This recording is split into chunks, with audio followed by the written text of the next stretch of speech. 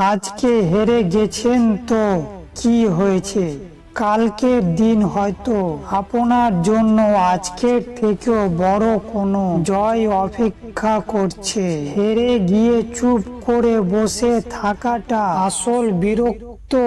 সে যে কিনা হেরে গিয়ে সেটা থেকে শিক্ষা গ্রহণ করে কখনো বিরক্তের চরিত্র নয়, পরে যুদ্ধ জয়লাভ করার কথা চিন্তা করে। কিছু কিছু হার আমাদের জীবন অনেক কিছু শিখিয়ে যায়। এমন হার নিয়ে কখনো কষ্ট পেও না, যেটা আপনাকে জীবনে অনেক বড় শিক্ষা দিয়ে যাবে। কখনো কখনো আমরা জীবনে এমন কোনো যুদ্ধে হেরে যাই, সেটা আমাদের প্রকৃতভাবে হারায় না, বরং একদিক থেকে জিতিয়ে দেয়।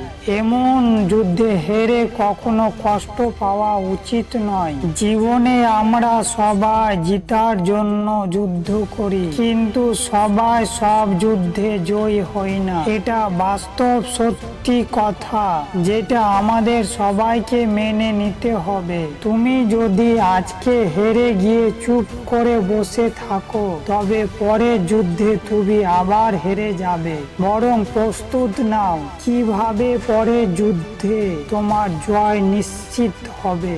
যা পেয়েছো তা সহজে হারায়ও না, যা হারিয়েছো তা ফিরে পেতে চেও না। যা পাওনি ভেবে নিও তা কখনো তোমার ছিল না।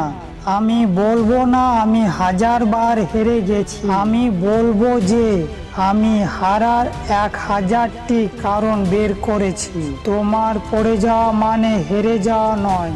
তুমি মানুষ, কোনো মহান ব্যক্তি নও। পড়ে যাও, উঠে দাঁড়াও, নিজেকে গড়ে তোলো। ব্যর্থ মানে নতুন করে আবার শুরু করার প্রেরণা। হাল ছেড়ে দেওয়া মানেই হেরে যাওয়া।